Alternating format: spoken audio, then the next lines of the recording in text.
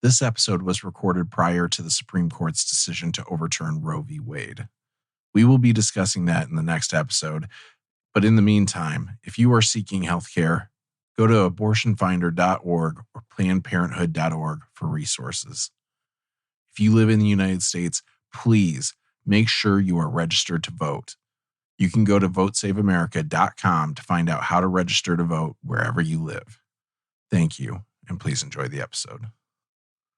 Welcome, all you sinners and sodomites, to episode 26 of Bible Stories for Atheists. I am Josh. I'm Linz. And we are your guides to the horrifyingly holy stories, literally littering the Bible. I'm saying this way better than I did in the first episode. I started doing the alliteration. Well, of course you are. I would fucking hope so. I went back because I think it was episode 2. I started doing that, and it was like, oh, I really fucked it up even on the first episode. Yeah. I mean, then that's the stuff you kept in the podcast. Yeah. This was first try.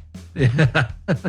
In this episode, we get further in the passion story. We talk about... I've come to the conclusion that it's called the passion story because it starts with a kiss. That's an interesting idea. Because we actually haven't discussed yet why it is called the passion story. Right, yeah. And that was one of my very early questions. Yeah, it's true. I'm going to make a note of that. We should cover that in the next episode. Is it Jesus' passion for mankind? Right. Is it the passion showed by Judas when he smooches Jesus to betray him? Right. Spoilers.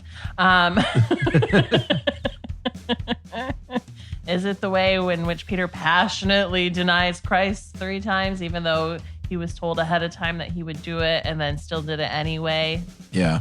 Or passionately starts chopping off body parts. Yeah, there's a lot of, just a lot of passion. Right. In this. Jesus does get naked. There's a naked boy. Yeah. Starts the whole thing with the Catholic Church. Yeah. So strap in, strap on for episode 26. #Yolt.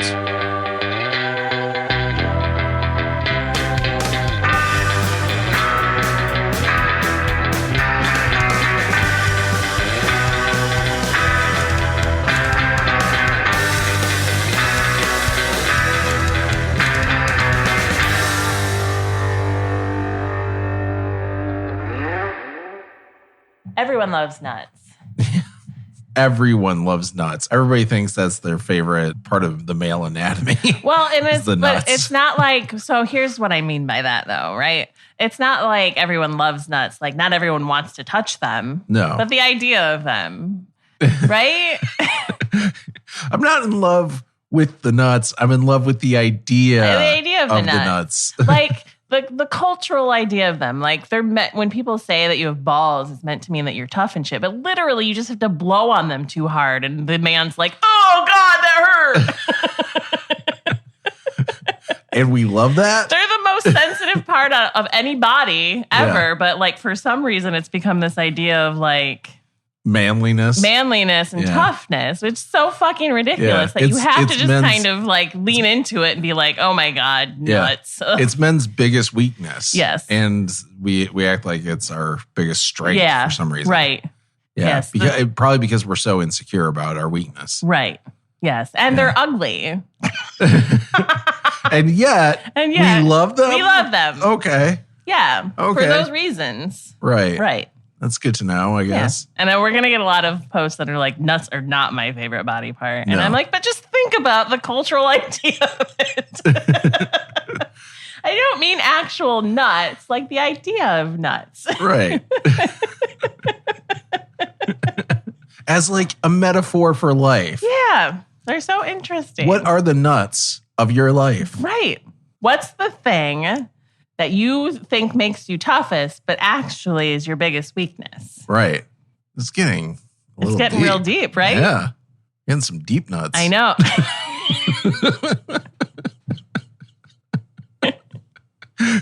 Everyone loves deep nuts. I'm just going to speak in platitudes today.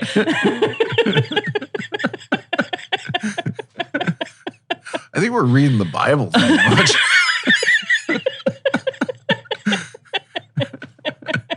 This is what happens when you and I read the Bible too much. We start coming up with deep thoughts about nuts. Previously on BSFA, we talked about washing the disciples' feet. Jesus got all naked and stuff and washed the disciples' feet. Yeah. And dreams about that. Did you? No. Oh, okay. How dare you cheating on me in your dreams with Jesus? I mean, he's rocking like them. I don't eat abs, right? I don't eat abs. Yeah. Like a distended stomach. No, he's doing a lot of exercise, and also he doesn't eat a lot, so he's probably rocking like a hard 6-pack. Right. Yeah. I mean, if you believe the crucifixes. Oh yeah, that's true. They do make him quite sexy on his on his death state. Yeah, on his worst day. Look at how hot he is. No wonder people are Christians. Right. So sexy. Right. Yeah. What they should have done, because he wears that little towel cloth thing around when he was washing their feet around on the crucifix, right? Oh yeah. Little skirt. Like they should have skirt. Yeah, they should have just at the very bottom just a little peek out. Like of his dick. Just a little just a little dick. Where you're like, is that part of the cloth or is that the head of his penis? Yeah. I guarantee you somebody has made that crucifix. Probably. Like it was commissioned by the Catholic Church, and some artist just threw that little hint of dick in there. But why wouldn't you want to be like, look at how, I mean, Jesus has got that big dick energy, right? Yeah, at least he's being generous in that department. He's not like just making it a little nub or something. Right. Anyway. Yeah. Sorry. My mind is on penises today and male genitalia, I guess. Yeah. I don't know why. Just a hint of nut. Just a hint of nut. A little bit of the tea bag. Just a little bit of nut peeking out there.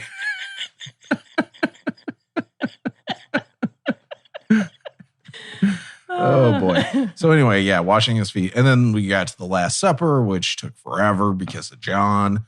And that was it. That was all we really covered. Thanks, John. Yeah. No wonder they named a toilet after him.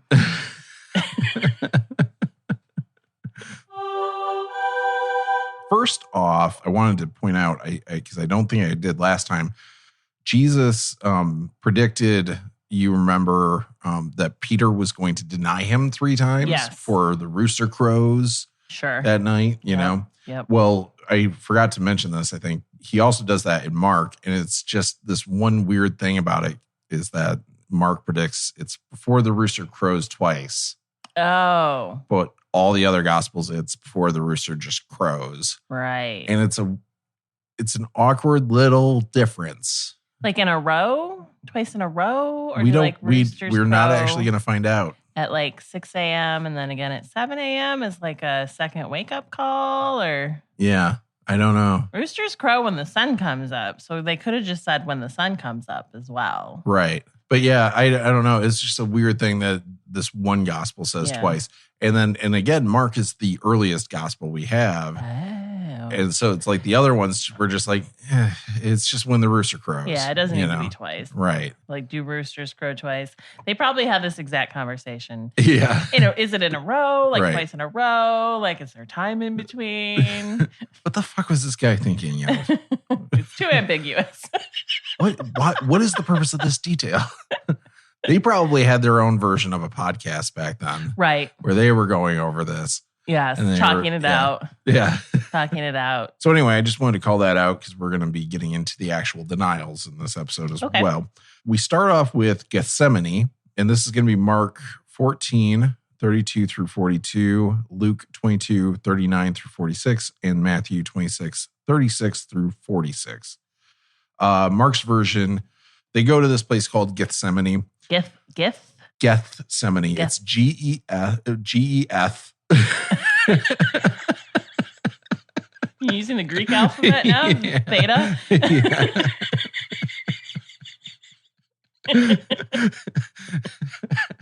I just spell phonetically.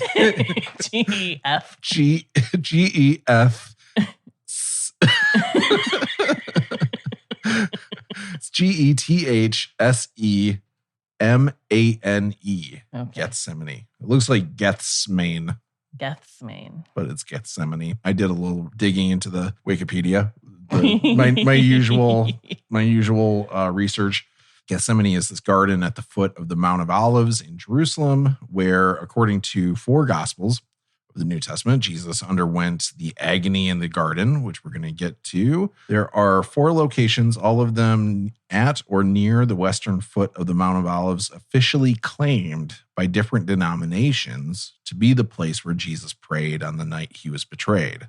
I thought this was kind of an interesting thing. William McClure Thompson, author of The Land and the Book, first published in 1880, wrote, "When I first came to Jerusalem and for many years afterwards, this plot of ground was open to all whenever they chose to come and meditate beneath its very old olive trees. The Latins, however, have within the last few years succeeded in gaining sole possession and have built a high wall around it. The Greeks have invented another site a little to the north of it. My own impression is that they are both wrong. This position is too near the city and so close to what must have been the great thoroughfare eastward that our Lord would scarcely have selected it for retirement on that dangerous and dismal night. Ugh. I am inclined to place the garden in the secluded vale several hundred yards to the northeast of the present Gethsemane." And then this one last piece here. All of the foregoing is based on the long-held tradition and the conflating of the synoptic accounts of Mark and Matthew with the John account. Mark and Matthew record that Jesus went to a place called the Oil Press, aka Gethsemane. Apparently that's what that means. And John states that he went to a garden near the Kidron Valley. Many scholarship acknowledges that the exact location of Gethsemane is unknown. Right. It's funny that the dude writing the book in 1880 presumed to know what Jesus was thinking in order to figure out where he thought the place should be. Right. Yeah. Jesus would have hardly picked such a busy area. Right. Okay, Jude, do you know anything about Jesus? Because he acts like he doesn't want to be seen, but he totally wants to be seen all the time. Right. Yeah. It's like that. He's like the proto Instagrammer, right? Where he's like, "Oh, my life is so private. Here's a picture of me taking a shit."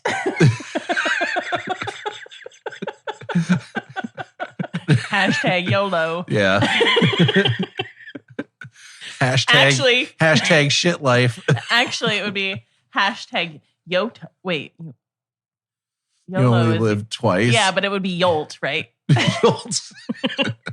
Hashtag Yolt. Hashtag Yolt. Is it 3 times? Oh, I guess that would be the same one. Same acronym. Because he dies, comes back, leaves, and then he's supposed to come back again. Right, but we can't use that hashtag yet until it actually happens. Right, but it's the same hashtag. The same one. Yeah. You only live thrice. 3 times. Yeah. Yolt. So that's what Gethsemane is. The garden where he prays before he dies. Yeah. So Jesus goes off to pray and he takes Peter, James, and John with him.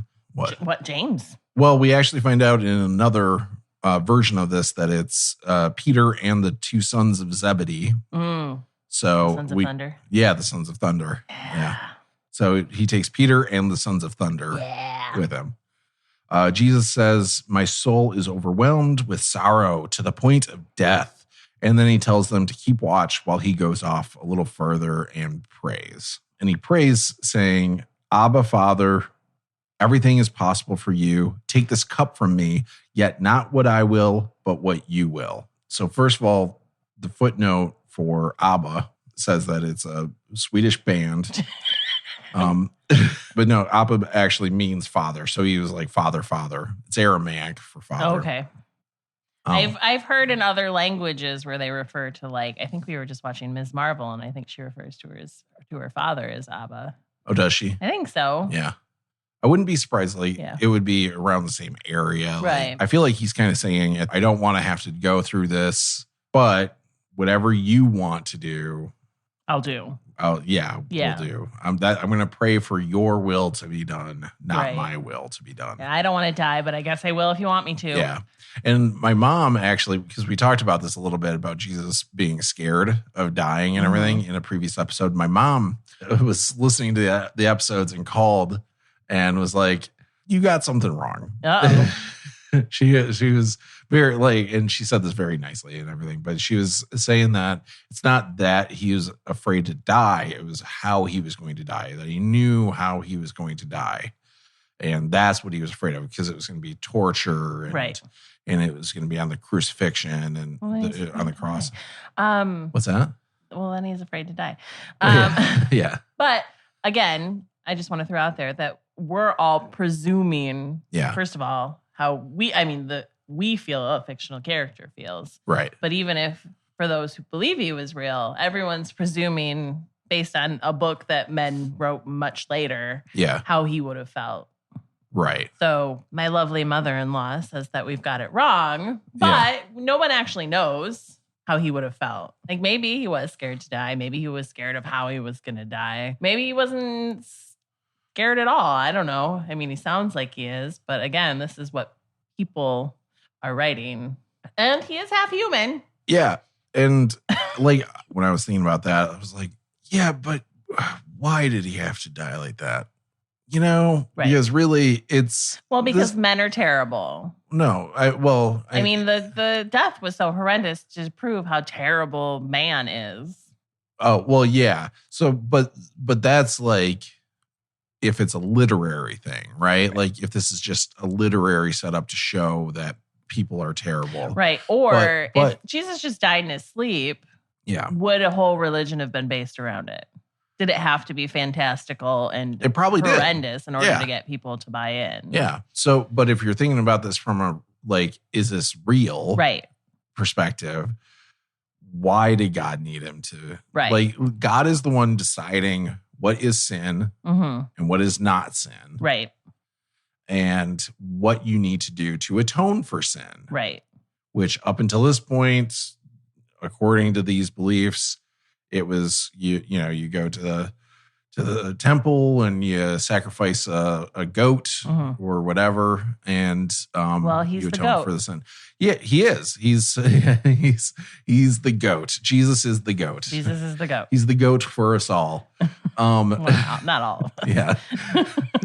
But God's the one who's setting all these rules. Right. God could say he just needed to lose a pillow fight. You know, that doesn't draw people in, though. But that's the thing. Yeah. So this is like what you would do if you're just trying to get people to listen to it. And if he went into it with like full confidence and knowledge, I mean, obviously he has knowledge of what's going to happen, but if he went into it with like full confidence and like, this is going to be a piece of cake, then it doesn't feel like a sacrifice.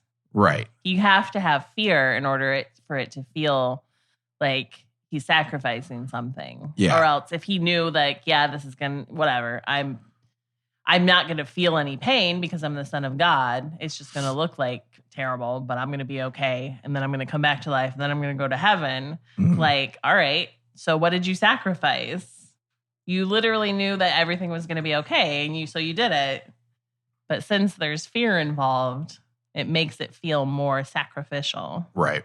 Well, I mean, you're right. It's all literary. Yeah. Yeah. I don't know if you saw The Passion in the theater. No. Like the Mel Gibson movie. I've been in church when they've done like the Passion plays and shit like that. But I don't recall anyone feeling moved by it. But did people cry? Oh. When Jesus died, like they didn't know it was coming? Well, the whole point of that movie. Were those scenes like graphic? In The Passion? Yeah. In the Mel Gibson movie? Yeah. It was horribly graphic. Was it? It was extremely graphic. Gross. Like Mel Gibson is... It was torture porn. Yeah. It was totally torture porn. And a lot of people were saying that, at the time too, but there was also all the Christians who were going to it and taking their fucking kids to it. Right. And this is what Jesus did for you. Yeah. Yeah. But why? Right. Literally, when you think about it, why did God make that be the thing he has to do? Right. He could have made it anything. Well, and I mean, to be fair to the people who wrote this, a weird phrase for me to say. Yeah. Crucifixion is an actual thing that the Romans did. Like, it's not like it's outside the norm that this would have happened. And that's a good point, too. It'd be interesting if this was like their way of sort of protesting that capital punishment, right? That torturous capital punishment. But if they did, they should have called that out instead of just creating a whole fucking religion. Right. I don't think it stopped the Romans from crucifying people either. No. I think they did that for quite a while. Yeah, it was until they just collapsed. Right. Anyway, so he goes off and he prays. Then he comes back and the disciples are sleeping. He wakes up Peter. Simon, I forgot his name. You couldn't keep watch for 1 hour? Watch and pray that you will not fall into temptation. The spirit is willing, but the flesh is weak. Ah, yeah. Yeah, we hear that phrase all the time. A lot, yeah. He goes off to pray the same thing. He goes off to pray again? Yeah. Okay. Praying the same thing. And then when he comes back, they're again sleeping. They didn't learn from the first chastising? No, and it says they did not know what to say to him. Which I thought was really funny. It is like they're children. Yeah. And then he goes off again and returns a third time to find them sleeping. He needs them to be awake in order to get, like, he already prayed. He went to pray. He's like, they need to be awake in order for me to successfully complete this prayer. Well, they're supposed to be keeping watch for the Judas to show up, but they're not. No, they're useless. So he goes off and he returns for a third time and they're sleeping again. And he goes, rise, let us go. Here comes my betrayer. Almost like he didn't need them to stand watch. He knew when he was coming. Right. That's another thing. Here's another thing that really grinds my gears. Is this idea that he knew what was going to happen to him, right? He knew how he was going to die, that he was going to be crucified and everything. As we've covered many times going through the Gospels, this is the 16th episode of the Gospels we've covered. I would say most of the episodes we have found instances of Jesus not having perfect foreknowledge. Right. He doesn't know everything. So how does he know how he's going to die? Right. And do we actually know that he knew how he was going to die? Sure. Right. Dad told him in a real sick turn of events. Yeah. Exactly. It's an interesting thing because it's like everybody just takes that for granted, but it's like, okay, but we also know he does not know everything. Anyway, so Luke's version for this, Jesus goes out as usual to the Mount of Olives. Apparently, Jesus goes to the Mount of Olives quite a bit. He takes the disciples with him. He tells them, pray that you will not fall into temptation. So he tells this to them a little bit earlier in this version. And then he goes, quote, a stone's throw, unquote, beyond them. And he prays. And it's a very similar prayer. Father, if you are willing, take this cup from me, yet not my will, but yours be done. An angel appears to him and strengthens him. He starts praying even more earnestly. So the angel strengthens him. It does not actually pray harder? Yeah, it does not actually sound, because it says he's even more like terrified and stuff. And like, well, again, as we've talked about in the past, yeah, angels are terrifying. Well, yeah. Yeah. I don't know. Be comforted.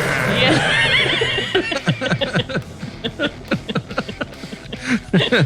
Take strength. Your father loves you.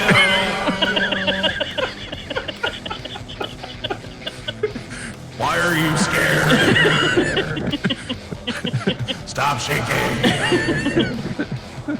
And Jesus is just like, oh God, oh God, oh God, oh God, oh God. Yes, pray more earnestly. Oh God. So yeah, so this angel appears. And again, like we should point out too, this is Luke who loves angels. Right. Luke's version of the gospel loves angels, and angels appearing to everybody throughout the nativity story and stuff like that. So he's praying even more earnestly at this point. And we get to this line, and his sweat was like drops of blood falling to the ground. The blood sweat. Yes. And so we talked about this in a previous episode about, is that even a real thing? Have you ever even heard of anybody doing this? Turns out it is. Okay. So I did some looking into it. It's called hematidrosis. This is from healthline.com. Hematidrosis is an extremely rare condition in which you sweat blood. It's also known as hematohydrosis and hemidrosis. It's so rare that many people don't know it exists or if it's real, but sweating blood has been seen throughout history. The Bible mentions Jesus sweating blood while praying before the crucifixion. Leonardo da Vinci wrote about soldiers sweating blood before battle. While these may or may not have been real depictions, hematidrosis is a real condition. Blood sweat can occur on any surface of the body. The face and forehead are common locations. In rare instances, the flight or fight response can trigger the rupture of capillaries in the body. Capillaries are tiny blood vessels located throughout the tissue. They carry nutrients to different parts of the body. Capillaries are also located around the sweat glands. In cases of severe fear or stress, these tiny blood vessels can burst and cause blood to exit the body through the sweat glands. Okay. It is a legit thing. So the angel scared the blood out of his face. Right. Made his blood want to escape his body. Oh my gosh. But also the angel comes down and strengthens him, and then he's so stressed and scared that he sweats blood. Yeah. It sounds like he did the opposite. I know. Of strengthening him. He made him worse. I know. He's just telling you, thank you. You can go now. I feel much better. Blood dripping down his temples. Glad I could help.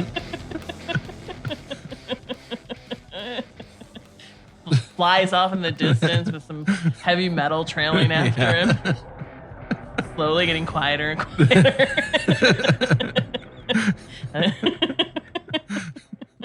Anyway, so when he comes back, he finds the disciples are sleeping, quote, exhausted from sorrow, unquote. Why are you sleeping? He asked them. Get up and pray so that you will not fall into temptation. So he says that again. And that's it. No going back and forth 3 times. It was just the once. Okay. That makes more sense. Keep going back and forth. After the 3rd time, I'd be like, are you guys okay? Do we need to go to a doctor? No keep kidding. falling asleep. Yeah. I mean, but listen, if they're that sad, in my lifetime, I've had instances where I've cried so much that I'm so tired. Right. Like you just want to sleep. So if they're legitimately weeping uncontrollably about the death of Jesus, I don't blame them for falling asleep. Yeah. But also, is that the temptation they're trying to stave off is sleep? Because that's an actual thing you need to do. Right. They're not Jesus. Right. It's the middle of the night. Yeah. Yeah. Matthew's version for this, Jesus goes with his disciples to Gethsemane. He took Peter and the 2 sons of Zebedee along with him. He says his soul is overwhelmed. Keep watch with him. Then he goes off and prays that the cup be taken from him and all that stuff. He comes back, finds them sleeping. All of this is almost identical to Mark's version. 2 more times he goes back to praying and returns to find them sleeping. And again, just like Mark's, he says, are you still sleeping and resting? Look, the hour has come and the Son of Man is delivered into the hands of sinners.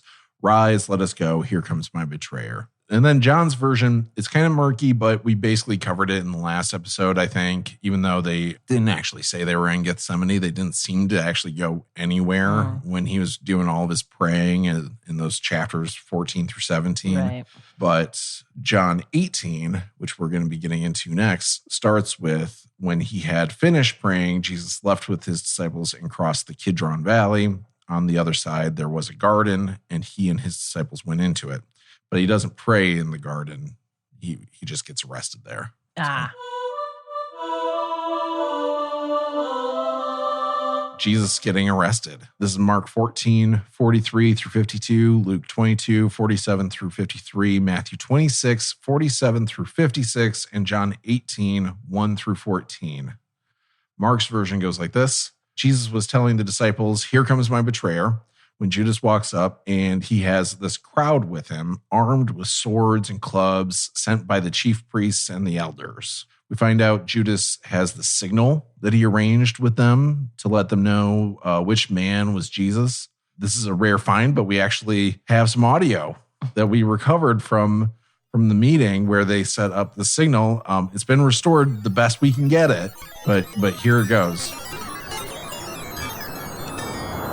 We are very grateful that you would hand Jesus over to us. We can't have a guy going around raising people from the dead. People will think offering animals to be slaughtered and paying temple taxes aren't how you get on God's good side. Happy to help. For the right price. Oh, of course. Helping kill the Son of God will certainly set you up to never have to work again. How much would you like? 30 pieces of silver. That's like $400 on the high side. You can maybe buy a field with that, but you still need to work for the rest of your life. Are you sure you don't want more? Nope. 30 pieces of silver has a nice ring to it. I like the field idea, too. Not a farm. Nothing too useful. Just a field. Right. Well, that can certainly be arranged. Now, when can you give them to us? I'll have to wait for the right time. When no one is around. Besides all his friends. But then, I just need you to give me a crowd of people with swords and clubs to arrest him. What? The whole point of paying you is for you to bring him to us. If we were going to send people to arrest him, we would do that at any point. But how you know you arrested the right guy? We know what he looks like. Everyone knows what Jesus looks like. He's the only white guy in the Middle East. Are you willing to take that chance? You don't want Jesus slipping away. All right. I guess 30 pieces of silver is starting to sound like a fair price. So we give you a gang of people to arrest him, and you're going to point him out? Ooh. Pointing is kind of rude. Rude? My mom always said not to point. It's rude. You're handing over the guy to be killed. Do I need to be a dick about it? What would Jesus do? Okay, maybe Jesus would tell the gang that he was the third guy on the left. Is that rude? It's not rude. It's risky. Oh, for fuck's sake, what's risky about that? It's 33 AD. How many people do you know that can tell left from right? Fine. How do you want to let us know which guy is Jesus? The signal could be anything at all. Like, for instance, I'll kiss him. Excuse me? When we get there, the man I kiss will be Jesus. Okay, now I'm starting to think we're finding your real reason for doing all this. No, this is perfect. I'll kiss him. And if he doesn't kiss me back, you'll take him to be executed. Kiss you back?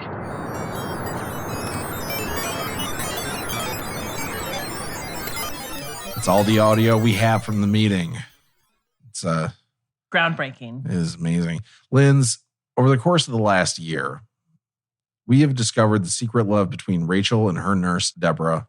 We discovered that Moses' father-in-laws, Raul and Jethro, were a gay power couple. And now we have discovered the greatest gay couple story never told. Jesus and Judas. Yeah.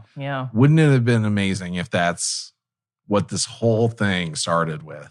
Jesus and Judas? Yeah, this unrequited love.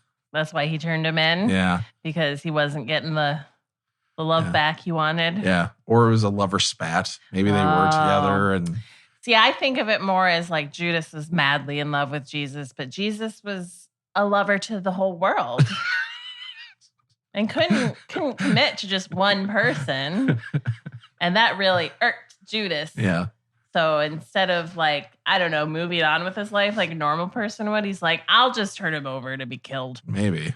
If I can't have him, no one can. Right. We all know gay people aren't new. It's not a new thing. It's not like all of a sudden people were gay one year. Like there have been gay people since the beginning of time. Since the beginning of people. Yeah. So it is 100% likely that these characters, were they real?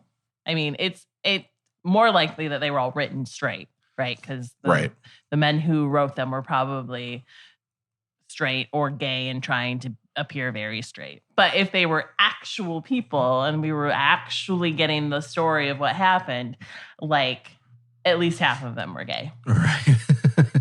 It's statistically, at least a few of them should have been gay. Yes, 100%. Right. And I still ship Jethro and Raoul hard. Like, I will never get over the untold story. Right. Yeah. These two would have been amazing.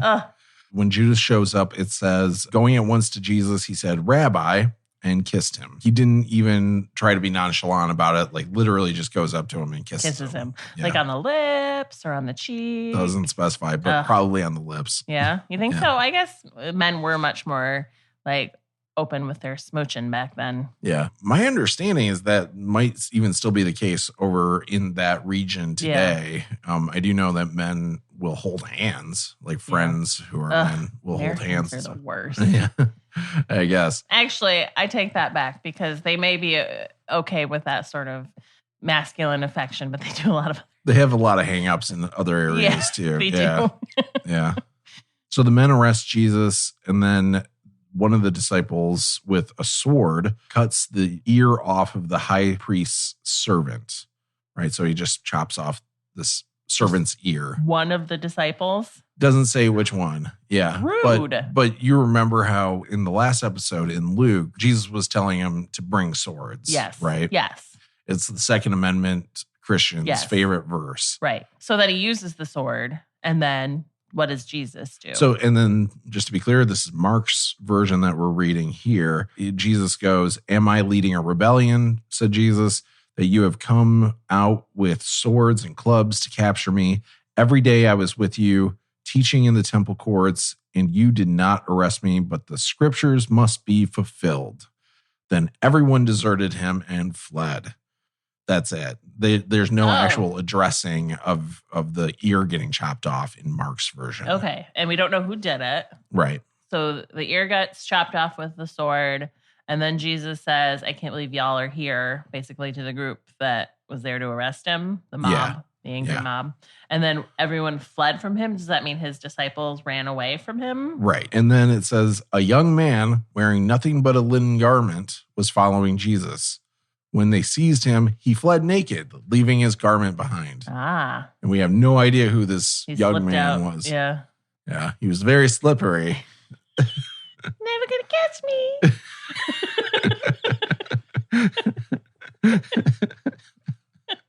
It's just this unnamed young man running naked. Yeah. Interesting. It's a weird one. It's only in Mark's version. Why even bring that up? I don't know. It adds nothing to the story. I don't know. Other than making you sit up here now and think about a naked dude running away. Yeah. Dick flopping in the breeze. I want to say, I probably should have looked this up ahead of time, but I want to say this, like a common theory for this is that this was Mark. But my understanding was Mark was never, the idea of who Mark was, because I don't think Mark was real either. But Mark, I thought was too young to have actually been a disciple. But well, if he was young, like if he was literally just so he wasn't a disciple. He was just this kid who was there following them around all the time. Yeah, and that's what gives him the authority. He witnessed it all, so that's what gives him the authority to actually write what he wrote. Yeah. My understanding is Mark did not necessarily witness all of it. He just, was around these guys and he wrote down their stories. Right. I think. Who knows? Yeah. It's all like at the end of the day, we've talked about this multiple times before. We don't actually know who wrote any of these gospels. Right. It's just a tradition to say that it was Mark or Luke or John or Matthew. But none of them were signed manuscripts. None of them, we don't have any of the original manuscripts and everything. So right. in some instances, we know for a fact that they weren't written. Like John was not written by the disciple because that was 100 AD when that was written. And so, anywho, Luke's version of this, we don't get any explanation of the signal. So there's no context to it for anybody who was reading just Luke's gospel when they were, back in the day when you only had the one gospel to read. Judas just walks up and kisses Jesus. And then it says, but Jesus asked him, Judas, are you betraying the Son of Man with a kiss? The disciples finally figure out what's going on, and they ask if they should fight them with their swords. And one of them doesn't wait for an answer, just all out just chops off an ear, which I just think is a funny visual of, should we fight them with swords? Well, really what's happening is there's two of them. One of them like turns to Jesus and is like, should we get him with our swords? And as he's saying that, the other one's like, You can totally see this being like a Monty Python sketch. as we're talking about this, especially when you talked about the dudes escaping from his clothes is running naked. Yeah. I was like, we need to watch The Life of Brian. Yeah. Because there's a scene in that where lots of people are running naked and there's just dicks flopping everywhere. It's pretty humorous. Yeah. So he just all out chops off an ear. And keep in mind, again, this is Luke's version. Luke is the one where Jesus told them to bring swords, right? Yes. But Jesus answered, "No more of this." And he touched the man's ear and healed him. Yes. So he heals the ear. So bring your swords, but don't use them. Yeah. Just make sure everyone sees them on your hip. I guess. Something like that. Yeah. It's Jesus was pro open carry. Yeah. So he touches the man's ear and he heals him. One thing I was curious about with this too is, did he create a new ear? Right. I was just thinking, was the old ear just sitting on the ground? Did he pick up the ear and hold it back up to his head and just be like, blows off the dirt? Yeah, and grass. it's like poof, and it's attached back to his ear, but you can still see like the crusty blood around it. Yeah. Or literally, did everyone just watch a new ear sprout out of the side of this dude's head? Yeah. And does it look like the other ear, or is it like a Deadpool where it starts as like a baby ear and then starts getting bigger and is all pink and new skin? Looks different than the rest of his body. Jesus actually just duct taped the ear.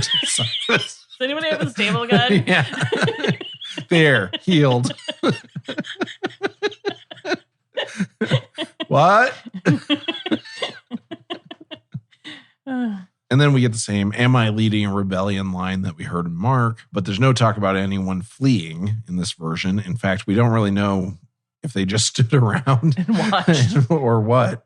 And then obviously there's no naked young man in this version. Matthew's version, we're told about the signal ahead of time in this one as well. But Jesus's response in this version is, "Do what you came for, friend." In this version, it's when he's arrested that one of the disciples pulls the sword and cuts off the ear of the high priest's servant. Jesus' response in this version is, "Put your sword back in its place, for all who draw the sword will die by the sword. Do you think I cannot call on my Father, and he will at once put at my disposal more than 12 legions of angels? But how then would the scriptures be fulfilled that say it must happen in this way?" So basically, he's like, bring a sword. Yeah. And then he uses the sword and he's like, do you not think I can protect myself? Or like, do you not think my dad can protect me? Well, in this version, he does not tell them to bring the swords. He just has the sword. Yeah. Okay, that makes more sense, I guess. I know. So this is the thing that's like for those Second Amendment Christians. It's like, all right. Yeah. You're ignoring this part, though. But also, like, can we talk about how he slices off the ear of a dude's servant? Like, the servant is not there out of his own free will. And so he's probably like, what the fuck? Yeah. I'm not even getting paid for this. I wasn't even supposed to be here today. The real Dante. We get the "am I leading a rebellion" line again, and we're told that the disciples all fled. Jesus doesn't heal the guy's ear in this version or in Mark's version. In John's version of this, Jesus and the disciples apparently just got to the garden when Judas shows up.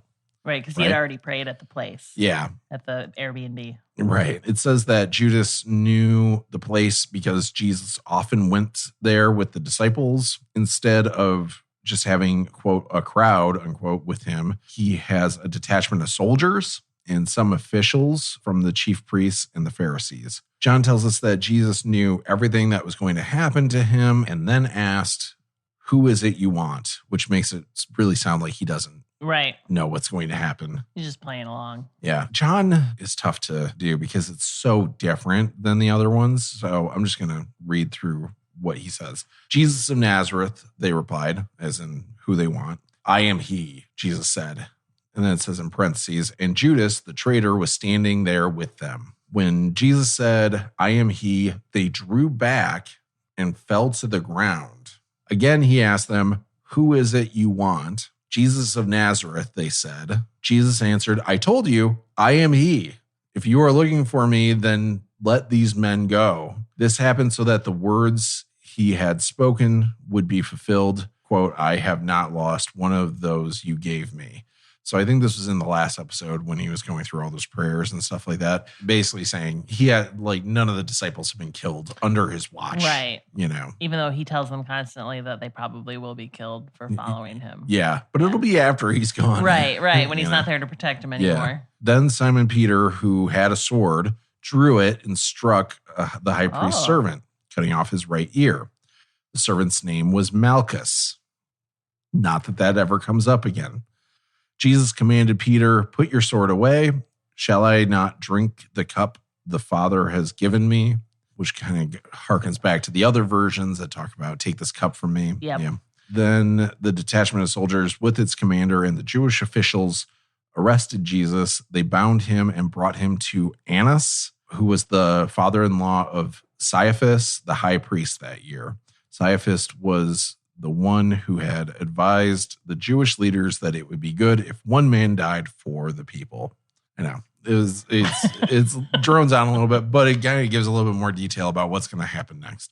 So fun fact though, last episode we were talking about Da Vinci's Last Supper. Yes. And we were asking why was it that Peter was holding the dagger and not Judas, considering Judas betrays Jesus. Stabs him in the back. Yeah. And apparently a lot of people think it's because of this. It was Da Vinci pointing out, that Peter is quick with the blade. Yeah. He's more kind of a violent guy. Yes. He's the stabby one. Yeah, he's the stabby one. Yep. I was listening to the last episode and I was like, I'm talking about it like Da Vinci knew exactly what the fuck happened back then, but he's just painting whatever the fuck he wants to paint. A lot of people talk about that, like when it comes to the Last Supper, as if Da Vinci had some sort of inside information. Right. Which, he might have had a little bit more information when it comes to, having access to some of the other writings from back then and things like that, maybe through the church, but that's the most. Like at the end of the day, nobody fucking knows what happened. Right. Right. Anyway, so then we get to Jesus before the Sanhedrin / Peter denies Jesus. Okay. 3 times he's going to. Yes. All right.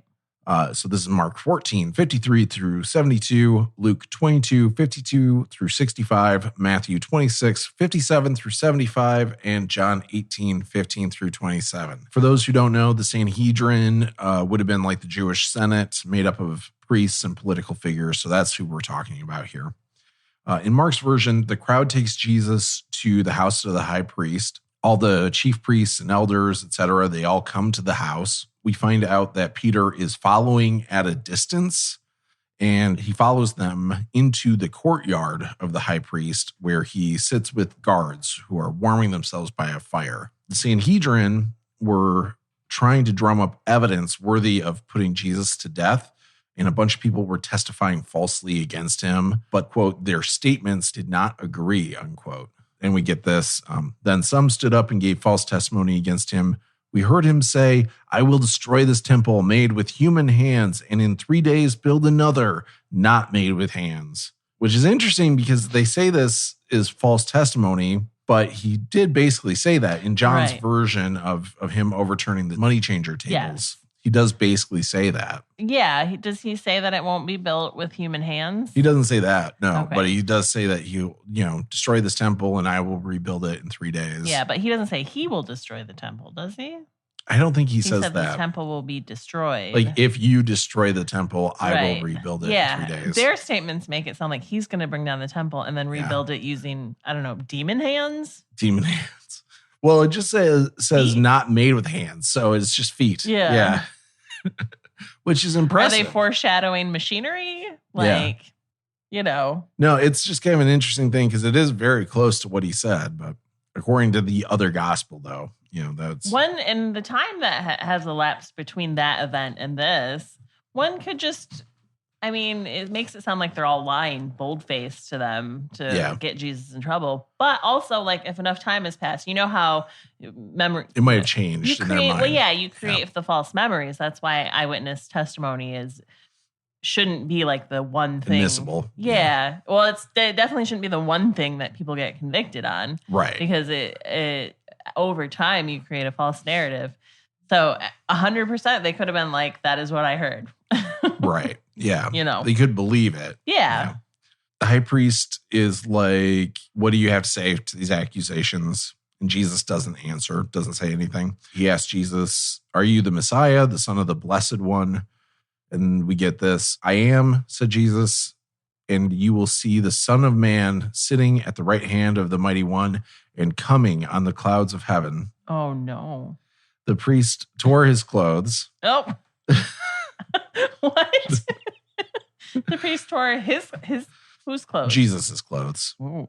They like, what? He got so mad at the answer, he just walked up to him and was like, rip. Yeah. And tore his clothes. I guess I'm assuming he does because it just says the priest tore his clothes.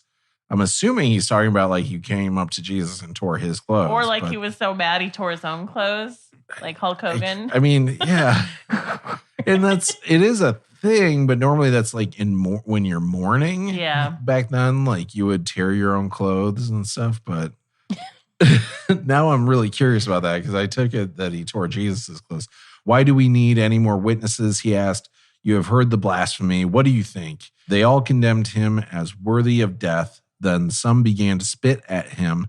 They blindfolded him, struck him with their fists, and said, prophesy. And the guards took him and beat him. So we're going to find out this in another gospel. But in another gospel, they're saying, prophecy, tell us who hit you.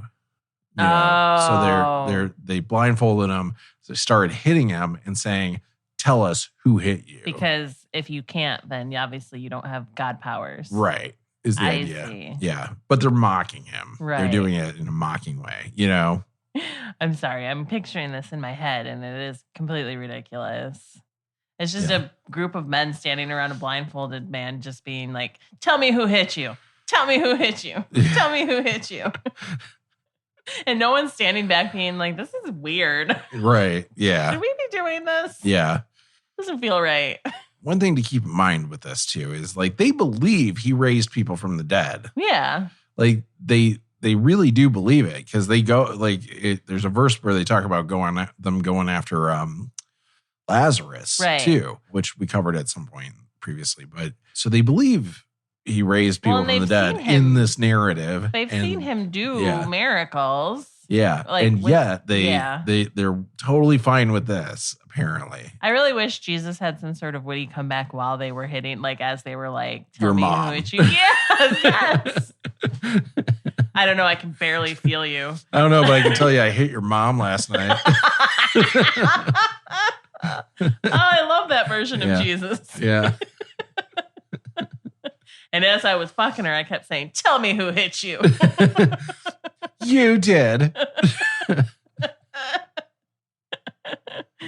Oh, boy. Definitely going to hell. And in a weird turn of events, because I'm Jesus, I'm also your father. I fucked your mom last night, but somehow she got pregnant with you 20 years ago. I have time-traveling sperm. Interesting little story we're coming up with here. Meanwhile, Peter is in the courtyard warming himself by the fire when a servant girl sees him. She says to him that he was also with Jesus, but he denies it. I don't know or understand what you're talking about, he said, and he went out into the entryway. The servant girl sees him there and says to the people standing around that he's one of Jesus' disciples. Again, Peter denies it. After a little while, people standing around him say, surely you are one of them, for you are Galilean. He began to call down curses and swore to them, I don't know this man you're talking about. Immediately, the rooster crowed the second time, but we don't know when the first time was. Right. Then Peter remembered the word Jesus had spoken to him before the rooster crows twice, you will disown me 3 times. And he broke down and wept. I mean, denials. Yes, technically that is what they were. But also, like, if he's trying to like infiltrate, then of course you wouldn't be like, yeah, I'm one of the disciples. Yeah, this is commonly used with Christians as like, even when times are very hard, you should never deny that you are a Christian. Yeah. Type of thing, you know? I see. Okay. You should have faith that God will protect you or won't. You know, that's because that's the other thing God could do. Right. Is not protect you. Yeah. God's will be done. And again, you know? like, I don't know. There's a difference between like being in a tough time and being like, if you're around a group of cool atheists not wanting to admit that you're Christian, you know, that sort of thing. I just picture those scenarios happen quite often. Right. And being like trying to like tail what's happening with Jesus, like basically stay close to him and kind of be undercover. Like there's a difference between like trying to remain anonymous so you can stay close to what's happening and being like, I'm not Christian because it's hard for me to say it right now. Like there is a difference between those two scenarios. Yeah. I mean, I agree. I always thought this dogmatic idea of like you're never able to deny being a Christian is kind of an interesting thing. It's a weird rule that you need to limit yourself to, but I kind of wonder if that has a part of, and I'm literally just thinking of this right now, but I kind of wonder if this has a part of like the drive to make Christianity the dominant religion, at least in our area, so that they never have to deny it. Right. You know? Like we have yet to have a president who honestly says that they don't believe in God. Right.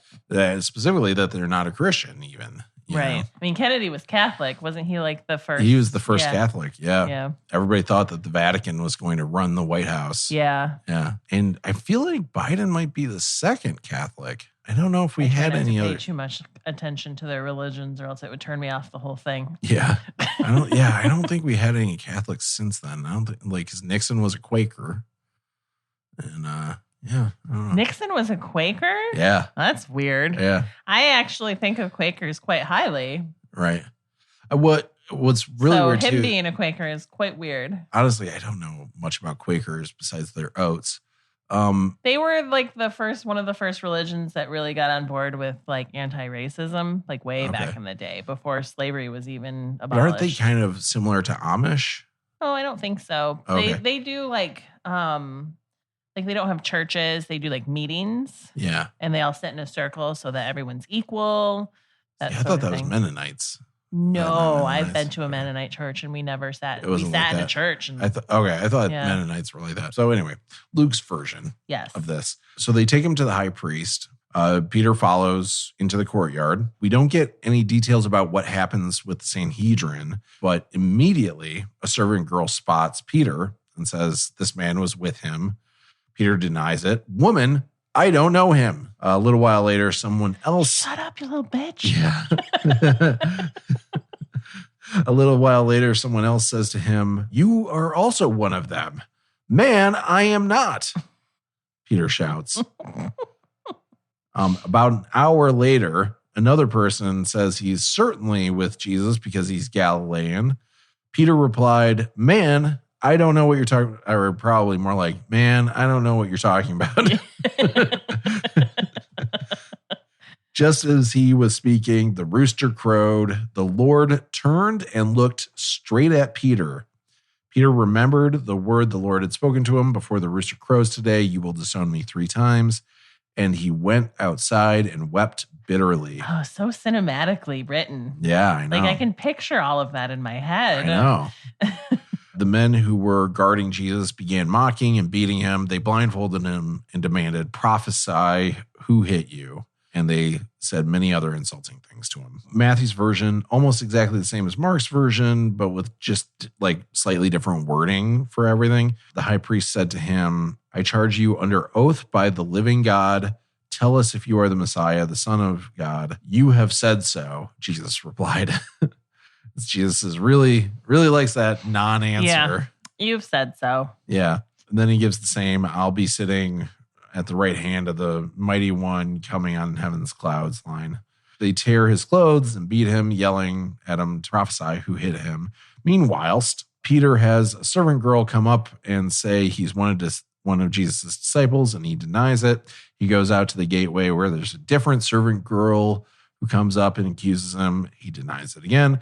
Then some people say, surely you are one of them. Your accent gives you away. He denies it again, and guess what happens? Jesus. The rooster crows. The rooster crows, and Jesus does a dramatic... No, Jesus doesn't see him. I like the dramatic head turn version so far. Really accusatory. And then he goes outside and cries. I think that's my favorite version so far. Right. John's version, once again, the writer of John really does his own thing.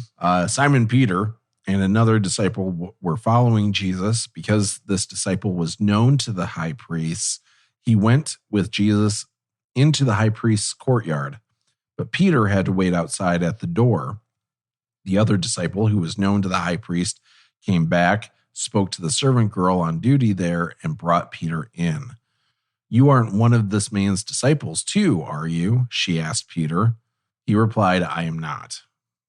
So it's a very different story here. Because literally... And we don't know who this other disciple is. I know, who's known by the priest. Yeah. Is it Judas? I don't know. I doubt it. I doubt Peter would have been hanging out with Judas at this point. That's true. Yeah. Well, and the scenario where he's not like trailing behind like sneakily. Yeah. Trying to kind of like still be in the area where things are happening. Literally, like they go there and one of them gets in and the other one goes and talks to the bouncer, right? And gets the other one in. Servant girl bouncer. Yeah. Well, he goes in and talks to the priest, right? And then he goes out to get him and bring him in. Well, it says he went to the high priest. He went with Jesus into the high priest's courtyard, but Peter had to wait outside the door. The other disciple who was known to the high priest came back and spoke to him. So, I mean, I guess you could assume he talked to the high priest. But, to bring him in. And then the servant girl's like, oh, you're one of the disciples too? And he's like, no, I'm not. No. Yeah. Then that does feel shady. Yeah. That does feel much more pathological. Right. You know, where he's just like, no, I'm not. Yeah. You are. Like, what the fuck are you talking about? That feels more of like a betrayal than like the guy who's trying to like stay low key and make sure that can keep an eye on what's going on with Jesus. Right. So he joins some folks standing around a fire. Meanwhile, the high priest is questioning Jesus. I have spoken openly to the world, Jesus replied. I always taught in synagogues or at the temple where all the Jews come together. I said nothing in secret. Why question me? Ask those who heard me. Surely they know what I said. When Jesus said this, one of the officials nearby slapped him in the face. Ooh. Is this the way you answer the high priest? He demanded. If I said something wrong, Jesus replied, testify as to what is wrong. But if I spoke the truth, why did you strike me? Then Annas, so just a reminder here, he's not actually at the high priest. He's not actually talking to the high priest. In John's version, they take him to the high priest's father-in-law, right? Annas. Then Annas sent him bound to Caiaphas, the high priest. Meanwhile, Peter is warming himself by the fire, and folks ask if he's one of Jesus' disciples, and he denies it. One of the high priest's servants, a relative of the man whose ear Peter had cut off, challenged him. Didn't I see you with him in the garden? Again, Peter denies it, and at that moment, a rooster began to crow. So there's some discrepancies between the denials that are pretty big. Yes, and again, the John's version is much more like a true denial to me. Yeah, because you had some dude that was straight up like, you cut off my cousin's ear, right, or whatever relative he was. Like, I saw you with a sword, and then Jesus yelled at you. Yeah, like that wasn't you. No, I don't know what you're talking about. Right, it wasn't me. I wasn't there. You have like the ear as a necklace. I can see it. He tucks it back into his shirt. I don't. No, I don't. What ear? Like, I found it on the ground, and I was like, that would be cool to wear. This is a different ear. Prove that it's your cousin's ear. Yeah. We don't have DNA testing right now. No, but it fits like a puzzle piece. So we have one version of the story where the same servant girl accuses Peter twice and someone else accuses him once. Another version where the servant girl accuses him once and twice he's accused by some other people. Another version was him accused by two different servant girls and then accused by other people. And then finally, one version that has him accused by a servant girl, some random other person, and finally the relative of the guy who cut his ear off. So all the versions are different, and Luke's version is the only one where Jesus looks at him at the time of the third denial. Oh, that's why it's my favorite one. Yeah. Because I do imagine him doing like a head whip. Right. Yeah. Staring him down. And then Peter crying. Yeah. I mean, he cries in a couple of them, but. Right.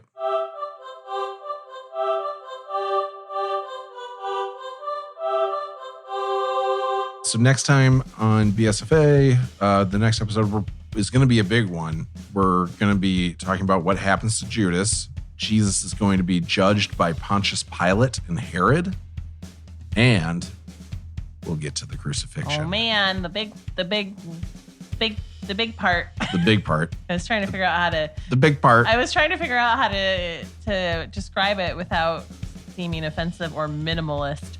Yeah. That thing. Yeah. The climax. The whole reason for the season. Yeah. Summer? We don't know when it happened. No. Yeah. Right. So by the time this episode comes out, it's going to come out one day before our 1 year anniversary. Oh. Our first episode posted July 4th, 2021, 4th of July. Okay. Which was a Sunday. Just kind of worked out perfect. And then this is coming out on July 3rd. It's been a year. Wow. It doesn't feel like it. No? No. That's good. Probably. Yeah, I think so. Yeah. Right? I think we were listening through a couple of the early episodes before this, and I feel like we've gotten a lot better. Tighter. Yeah. Yeah. I would say like the production value has gotten better. Yeah. Like we're still awesome from the start. Yeah. I was already incredibly. I think you were. I think I needed a little bit more polishing. I still do. But I have years of podcasting experience ahead of you. Now, Granted, it isn't a mediocre podcast. Sorry, Tony. Sorry, Tony. Also, like, if you go back in my history, like, I was a cheerleader in high school and I did drama and I was in plays and I like to be the center of attention just as a personality trait. So, I mean, I have no problem being performative where that's not really a key part of your personality. No. I do think I'm a little attention seeking sometimes. Do you? A little bit. I don't know, sometimes. Man. I think that you could go days with nobody talking to you and it would be so blissful to you. Yeah. So that's the shit. When you say that, I'm like, are you? Yeah. Yeah, I think it's gone well. I was re-listening to the first episode and I had 16 pages of notes. Holy shit. Yeah. I remember those. Yeah. Did you have them printed out, I think? I can't remember if I printed them out. I might have. Yeah. I feel like you were getting real in depth with the notes and like you were reading a lot from, you still read a lot from the Bible. Some things you can't just summarize, right? You have to read the passage. But I feel like in the early days, you were reading a lot directly from the Bible. Right. Yeah. There's a lot of quoting. Yeah. Which, is fine. This is a podcast about the Bible. Right. But also it's, what's the word? Boring. Yeah. It really was. It really, like, there were some episodes where just editing it, I was like, fuck. Why did I do this? I'm getting bored editing. Like, this is that's not good. And there's no way you can like cut around it. No, really. Right. Like that's what I did. I just read the Bible to make a better, more entertaining podcast. I have tried to like summarize a lot more. Yeah. It's interesting too, like going through because most of our podcast now has been the Gospels, right? You know, yeah, a good majority. Because this is the 16th episode of 26. Right. Where we're on the Gospels. But there's still a lot of Bible after the Gospels. Right? Yeah, there's a little bit. But no, I mean, this is an honest question from somebody who knows almost nothing about the Bible. Yeah. There's still a lot of Bible, right? Well, yeah. I mean, we barely, we only scratched the surface of the Old Testament. Right. Kinda. There's a lot of useless stuff in the Bible. Happy year-anniversary, I guess. Yeah. I feel like most podcasts celebrate like the 100th episode and everything. But we've got a few years for that. We do, yeah. Doing them every other. Yeah. Yeah, it's going to take us a bit to get to 100. Right. I could not do this more than every other. Every other week. I couldn't either. Yeah, it's too dense. The work that goes into editing and stuff. Well, thanks to everyone who listens. Yeah. We that's the thing that's cool about this too, is we have picked up an audience. It's kind of a small but growing audience. Yeah. But every episode we get more people listening. And even if you hate listening to us, thank you anyway. Right. Because you make our numbers go up. I know that we have people who listen to us who aren't atheists. I know we have people who listen to us who are atheists. We've had some people go, share their wisdom with us through Twitter and their insights on different things, and leading us in directions of different things to read. So we appreciate all of that. Yeah. Obviously, we started doing this podcast because we thought it'd be a fun idea. I don't think Josh knew how much work he was going to end up putting into it. No. So I appreciate you doing all the work. Thank you. So that I literally don't have to do anything. Because if I had to do any work, then we probably still wouldn't be doing this podcast. But it's been fun, and I've learned a lot, and I've actually got to use my new knowledge of Christianity to throw it in people's faces. Oh, really? And that's always fun. That's the thing that was interesting to me, especially when we hit the Gospels and started going through this and reading all of them. When I found that timeline, which has not proven to be a very great timeline, but that here's the verses for each story. And we started tackling it from that perspective of all right, really comparing it between the four. You realize nobody else does that. Right. Growing up Christian, nobody was ever talking about reading all of the stories together and seeing all of the discrepancies between them. Right. And how this one story appears in Luke practically when he starts his ministry, and then all the other ones it's right before he's dying, and it's how do you write that? How do you write that in your mind? How do you make that acceptable? But so when you read these when you were younger, you just read them in the order that they were placed in the Bible that you were not reading. Even that. I can't remember if I ever just sat down and read through the Gospels, but I would have read them sections of them based on sermons and stuff like that. Okay. Right? You read it piecemeal. Gotcha. Because then you can't compare it if you're just reading pieces of it. Yeah. It's very weird to me that something that is supposed to be hold all of the rules and stories behind their belief, they haven't read the book. Yeah. I think we've talked about this before too, how I think some of that is because you don't understand some of the stuff. You come across things you don't understand, and you think you're not smart enough. That's right. That's the answer. You're not smart enough. It's not that it was written hundreds of years ago and not translated. Thousands of years ago, not translated properly, or just doesn't make sense. Actually, you are smart enough to understand it. It just doesn't make sense. That's why you think it doesn't make sense. Yeah. Because you are smart enough. Yeah. But you've been conditioned to believe that the reason why it doesn't make sense is because you're stupid. Right. Ugh. That you're not a Bible scholar, that you haven't learned enough about it, that God hasn't revealed it to you, how it would make sense, Maybe stuff like that. That's always been my problem, is I've always had an inflated sense of self. I mean, they do try and beat that out of you when you are a true believer, Right. You go into it with the notion it is perfect, and if you don't understand anything, it's because of you. It's a real abusive relationship. Instead of a gaslighting scenario going on. Yeah.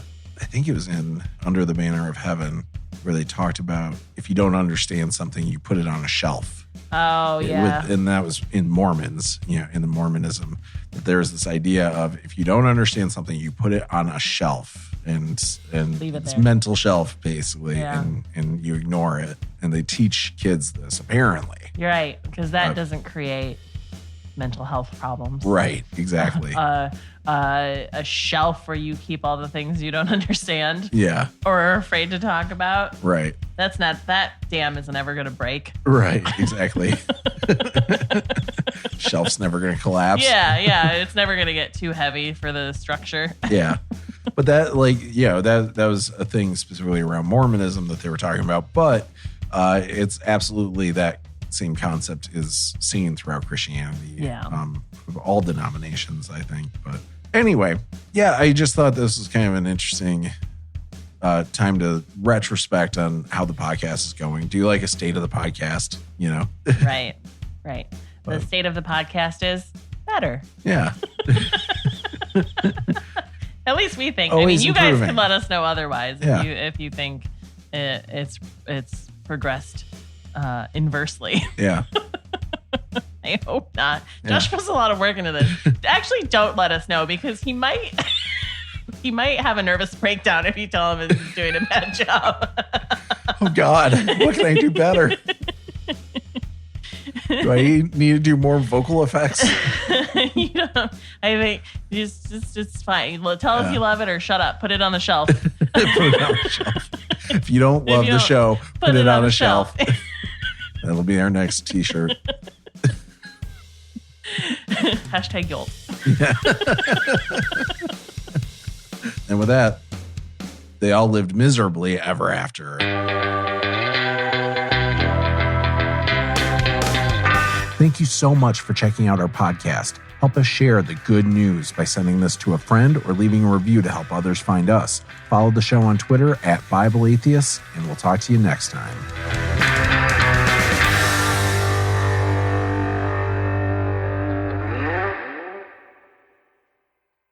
Sounds like a advertising campaign for like New high yogurt. caffeine soda. Oh, yeah. Yeah. Hashtag Yolt. Put the Yolt in ya.